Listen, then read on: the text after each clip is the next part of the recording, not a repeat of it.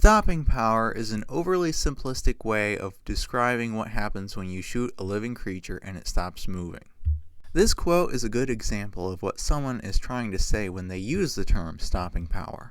It is a surgeon commenting on the lack of stopping power that a Full Metal Jacket .303 British round has. According to him, a round that doesn't have stopping power needs to directly hit a bone structure or vital organs for that person to be stopped. However, the so-called stopping power is not needed if the person who is fighting you is not motivated enough to fight to the death, because they can be stopped by a minor wound. There is another more complicated effect that causes the person to instantly stop, which I will describe later. There is a tendency for people to say that a specific cartridge doesn't have stopping power. In this case, we can definitively say that the .303 British itself was not lacking, but it was the bullet that was the problem. The bullet that was originally used was a non-expanding Full Metal Jacket round. Generally, it didn't make that large of a wound. This is why we can find such cases like the man who was shot 6 times and was still well enough to walk 9 miles to get medical treatment. Sometimes this bullet made a larger wound, but that was the exception and not the rule. In comparison, when soldiers started using expanding dum-dum bullets, they were effective enough that all concerns about a lack of stopping power promptly ended. Just to give you a point of reference, .303 British is adequately powerful enough to be used to hunt rhinos and elephants. In fact, it was not uncommon to need only one .303 bullet to kill a rhino. Today, people commonly believe that much larger calibers like .375 H&H are the smallest that should be used to kill large African game due to the minimum caliber requirements that have been set into law. One hunter, a Mr. Newman, preferred his .303 over all his other guns. This was despite the fact that he was badly injured by an elephant due to his .303 rifle failing to chamber a round. He liked his .303 because it had much less recoil and smoke compared to his other rifles, like his .450 or his 10-bore. Back in black powder days, dangerous game was hunted from horseback with truly massive rifles. Despite the massive size and power of these 4-bore and 8-bore cartridges, animals could still take 2 or 3 rounds and still charge you. This still happens with today's powerful smokeless powder cartridges. Even with multiple hits to the vitals with huge 505 Gibbs and .458 lot rounds, a Cape Buffalo still charged the hunting guide Kevin Robertson and his client. This was not a case of bullet failure, by the way.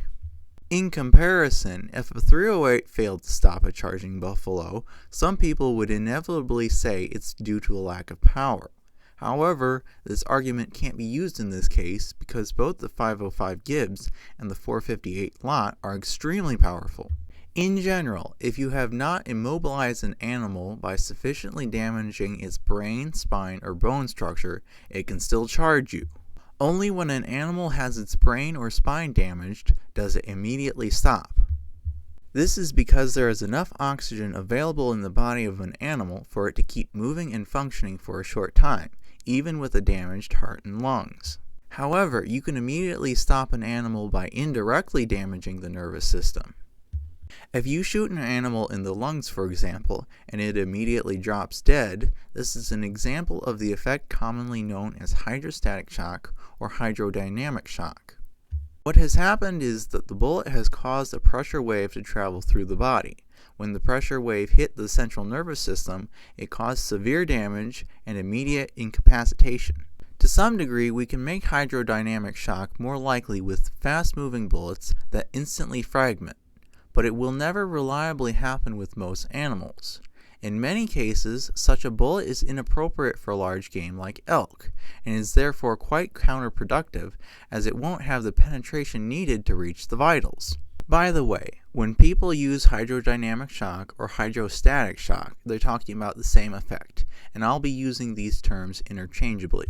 Kevin Robertson has spent many years guiding and hunting large game. He has said that large animals like rhino and Cape buffalo cannot be killed with hydrodynamic shock.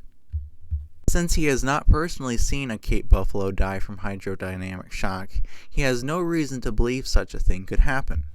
However, we have a couple of examples of Cape buffalo either dying or instantly stopping due to hydrodynamic shock.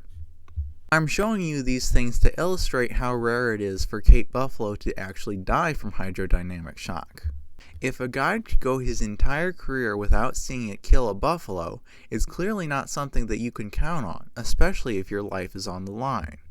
Because of how likely it is that dangerous game will turn on the hunter after being shot, specific shots are necessary to either ensure immediate death or to incapacitate. Examples include the following: brain shots for elephant, high shoulder/spine shots for leopard, and shoulder/vital shots for Cape buffalo.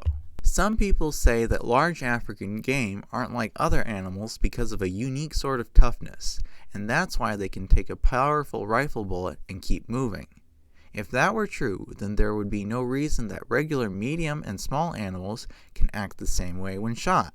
We can also learn from events like the Battle of Mogadishu that humans can take gunshot wounds to the chest and not immediately die. Granted, this is due in part to the specific ammo used. From the book Black Hawk Down, we have a case where Paul Howe was shooting running combatants with green tip ammo from his Car-15.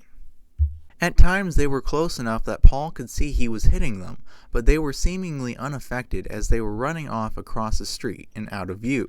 Obviously, Paul was not happy with such a lack of immediate effect. I also have to mention that the book incorrectly describes green tip ammo as having a tungsten carbide penetrator when it actually has a hardened steel penetrator. We also have some quotes from a video where Paul Howe talks about his opinions on different calibers. He mentioned that he had shot people 4 times in the chest with 5.56, only for them to get back up and run off. He thought that the 300 hammer round, which is similar to a 30-30, would have much more of an immediate effect on the target than 5.56. He also compared the 300 hammer to the similar 300 blackout, and said that from his hunting experience, the 300 blackout is unacceptable because it blew up on the shoulder of a deer. He complimented both the energy transfer and the penetration of the 300 hammer. I have nothing against Paul Howe, and I do believe that we can learn from him, but any reasonable person could conclude that the 300 blackout bullet that was used is the real problem and not the cartridge. It's a good time to mention that energy transfer is not everything. The poorly performing 300 blackout bullet mentioned had complete energy transfer, but was obviously lacking. Also, when you fire a weapon, recoil energy is transferred into you, and you don't die because of it. If we compared similarly constructed standard pressure 300 hammer and 300 blackout rounds, it would be hard to tell any practical difference in the impact or in the wound size between the two rounds. Obviously, there haven't been any 300 hammer rounds used on enemy combatants, but we can use the more powerful 30-40 Krag as a point of comparison. Just like with 5.56, we can find cases where enemies took multiple rounds to the chest and kept coming. This seems to not be a caliber problem. Thankfully though, we did find out what was wrong with the green tip 5.56 rounds that were used in Mogadishu. Like most military rounds, they were dependent on early yaw to do significant damage. After some military ammo testing, we found that basically all 5.56 rounds were similar in performance. Of particular interest was the fact that at close range at least, 7.62 by 51 M80 ball was similar in performance to 5.56. Obviously, the military wanted a round that was consistently damaging and was not dependent on yaw. This is why M855A1 was created. People like to compare 5.56 to 7.62, so I thought I'd point out that the last bullet point on this page mentions the fact that M855A1 is on average better against soft targets than 7.62 ball ammo. While that comparison was clearly not apples to apples due to the fact that the improved M80A1 ball was not included, it serves to prove the point that bullet design can be more important than caliber. Arguably, this point has also been proven on the streets of Mogadishu as well. We have an account of an enemy taking a truly ridiculous amount, well over 24, of armor-piercing 7.62 NATO slap rounds before he finally dies. Once again, this book fails to correctly describe the ammo used. I can find no evidence of slap rounds ever being made of titanium. Given what we know about the ability for animals and humans to take lethal wounds and keep coming, it would be foolish for police, civilians, and soldiers not to take this fact into account. Just as there are general rules for shot placement on dangerous game, police and soldiers are also trained to shoot center of mass to maximize the chances of a hit in the vitals. There are cases where a threat takes multiple handgun rounds to the chest and keeps coming. This sort of thing commonly happens when a person is either very determined or dissociated with reality due to mental illness or drug use. It's also possible that they have body armor on that is stopping your rounds. Regardless of the cause, the solution is the same. You need to make a brain shot. However, making a brain shot is difficult on a target that is moving and shooting at you, which is why it might be more practical to hit the pelvis first to either disable or to slow the threat, and make a brain shot easier. It's also important to mention the fact that there are many large blood vessels located in the pelvis, and the fact that most body armor typically does not cover the pelvis. Again, some people would blame the ammunition or the caliber of the handguns for the amount of rounds needed to stop a threat in these cases. In fact, after 2 such high-profile cases of criminals taking multiple rounds but not stopping, the Pittsburgh police began to doubt the effectiveness of the .40 Smith & Wesson Federal HST bullets that were used. Testing, however, proved that there was nothing wrong with said rounds.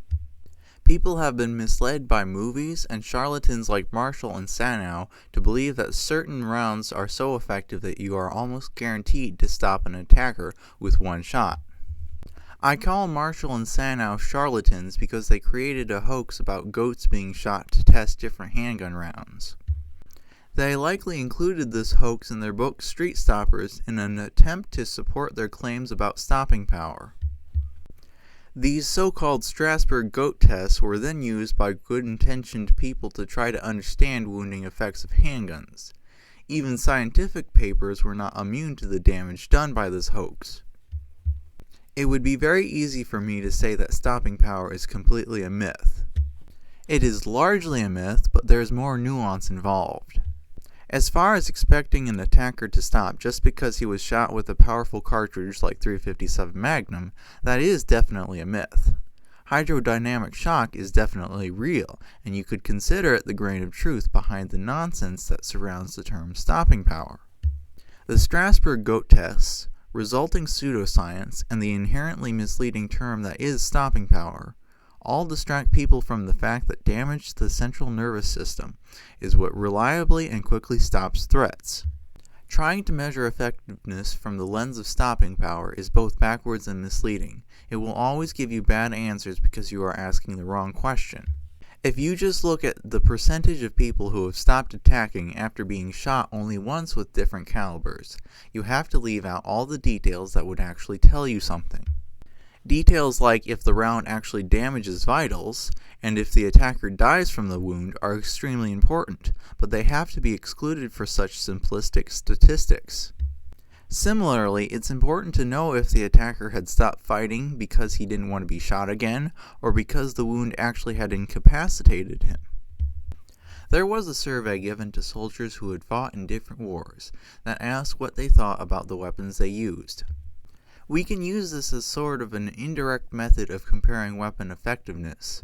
With weapons that are less effective, there are more people wanting an increase in the lethality/stopping power/caliber category. So we can get an idea of how effective people believe different weapons are based on their subjective opinions. This is helpful in some regards, but soldiers like Paul Howe don't understand that a larger caliber doesn't automatically mean more effectiveness. You can easily understand why such a misunderstanding takes place, though. For example, regular infantry soldiers don't have the opportunity to shoot one enemy with a .45 and then shoot another enemy with a 9mm and do a side-to-side comparison. If you get issued a 9mm and it doesn't seem that effective, it would be reasonable to make an assumption that a .45 would be better. When it comes down to it, it's always better to measure effectiveness in an objective way instead of a subjective way. These numbers are the amount of time it takes different calibers to either kill or down medium-sized animals.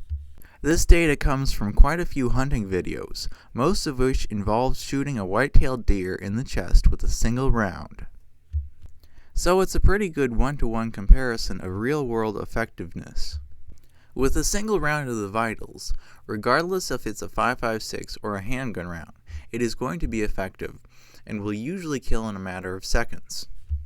I do have the video sources for all of these numbers, but I have a feeling that you get the point and that multiple more walls of text probably would not be helpful.